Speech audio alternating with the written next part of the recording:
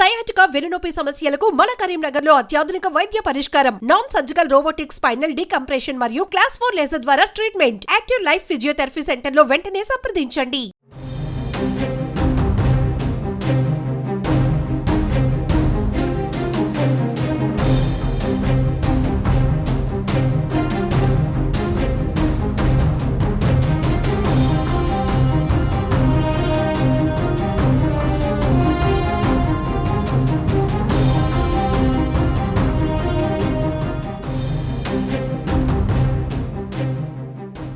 నా పేరు సంపత్.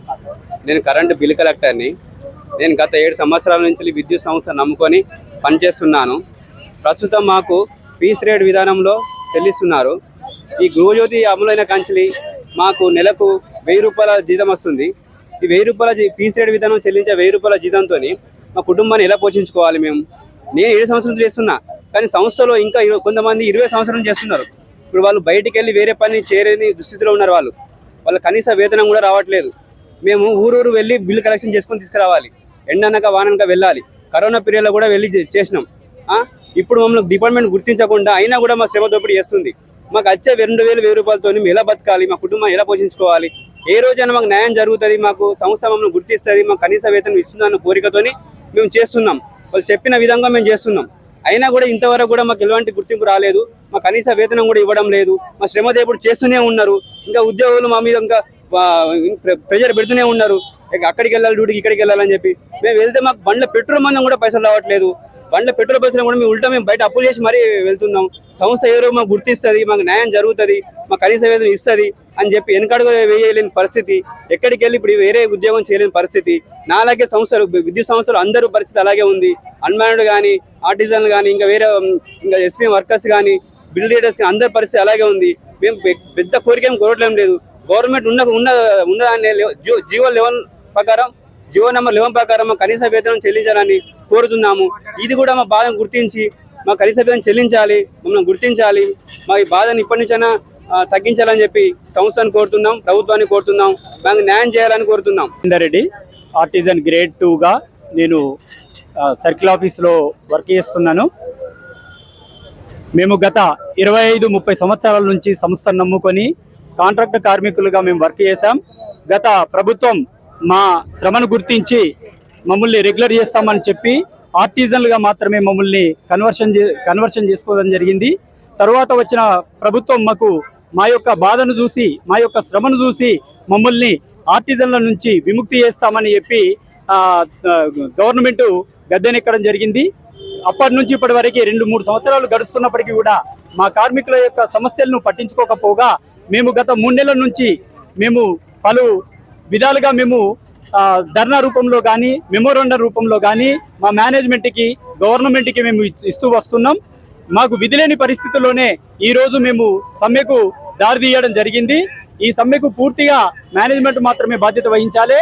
ఎందుకంటే 3 నెలల కాలంలో ఒక్కరోజు కూడా మమ్మల్ని పిలిపించి మాట్లాడకపోవడం అనేది మాకు ఆశ్చర్యానికి గురి చేసింది. కాబట్టి విధిలేని పక్షంలోనే మేము సమ్మెకు పోయినాం. ఇది 3వ రోజు సమ్మె జరుగుతుంది. అయితే మా ప్రధానమైన డిమాండ్లు ఏంటంటే, మాకు ఒకే సంస్థలో 2 రూల్స్ అనేటివి కేటాయించి బ్రిటిష్ కాలం నాటి చట్టాలను మా మీద రుద్ది ఇంకా బానిసలుగా మమ్మల్ని చూస్తున్నది. ఆ బానిస బతుకుల నుంచి బయటపడేయాలనే ఉద్దేశంతో ఏవైతే ఎగ్జిస్టింగ్ రూల్స్ ఏవైతే ఉన్నాయో, ఏపీఎస్సీబీ రూల్స్ ఏవైతే ఉన్నాయో అవి మాకు అమలు చేయాలని మేము కోరుతున్నాం. మాకు స్టాండింగ్ ఆర్డర్స్ను వెంటనే రద్దు చేసి మాకు ఏపీఎస్సీబీ రూల్స్ అమలు చేయాలి. ప్రధానమైన డిమాండ్ అది. రెండోది డిమాండ్ ఏంటంటే, విద్యా అర్హతను బట్టి మమ్మల్ని కన్వర్షన్ చేయాలి. గవర్నమెంట్ ఎగ్జిస్టింగ్ పోస్టులో కొన్ని పోస్టులు ఖాళీగా ఉండిపోయినాయి. ఆ పోస్టులలో మమ్మల్ని కన్వర్షన్ చేయాలని కోరుతున్నాం. తర్వాత ఆర్టిజన్గా గుర్తించబడని ఆనాటి కార్మికులు, పీస్ రేట్ వర్కర్లు కానీ, అన్మ్యాన్డ్ వర్కర్లు కానీ, తర్వాత బిల్ కలెక్టర్లు కానీ ఆర్టిజన్గా గుర్తించబడని కార్మికులు 1800 నుంచి 2000 వరకు 6500 మంది కార్మికులు మిగిలిపోయి ఉన్నారు. వారిని కూడా ఆర్టిజన్గా గుర్తించి వారిని కూడా వెంటనే డిపార్ట్మెంట్లోకి కన్వర్షన్ చేయాలని ప్రధానమైన రెండో డిమాండ్. మూడో డిమాండ్ ఏంటంటే, వెంటనే వేతన సవరణాన్ని కూడా చేయాలి. 2022లో మాకు వేతన సవరణ చేయడం జరిగింది. చాలా తక్కువ వేతన సవరణ చేయడం, 7% తోటి వేతన సవరణ చేస్తే మాకు 2 నుంచి 3 వేల జీతం మాత్రమే పెరిగింది. కానీ ఈ 2026లో వేతన సవరణ చేయాలని కోరుతున్నాం. ఇప్పటి వరకు ఈ సమస్యల మీద కాలయాపన చేస్తూనే వస్తున్నది. ఇప్పటికైనా 3వ రోజు సమ్మెలో భాగంగా మేనేజ్మెంట్ కానీ గవర్నమెంట్ కానీ మా కార్మికులను పిలిపించి మా న్యాయమైన కోరికలను తీర్చాలని కోరుతున్నాం. మా న్యాయమైన కోరికల వల్ల ఎటువంటి ప్రభుత్వానికి ఆర్థిక భారం పడదని కూడా సూచించడం జరిగింది. మా రాష్ట్ర నాయకత్వం పిలుపు మేరకు మేము ఈ సమ్మెలో మా న్యాయమైన డిమాండ్లు నెరవేరే వరకు కూడా ఈ సమ్మెను కొనసాగిస్తామని ఈ సభాముఖంగా అందరికీ తెలియజేస్తున్నాము. కార్మిక సోదరులందరికీ ధన్యవాదాలు.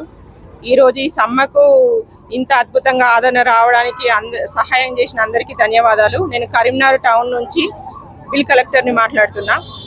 మా బిల్ కలెక్టర్ ఒక 20 మంది దాకా ఉన్నాం ఇక్కడ. కానీ మేము ఇంతవరకు కూడా ఏ రోజు కూడా కలెక్షన్ మేము ఆపలేదు.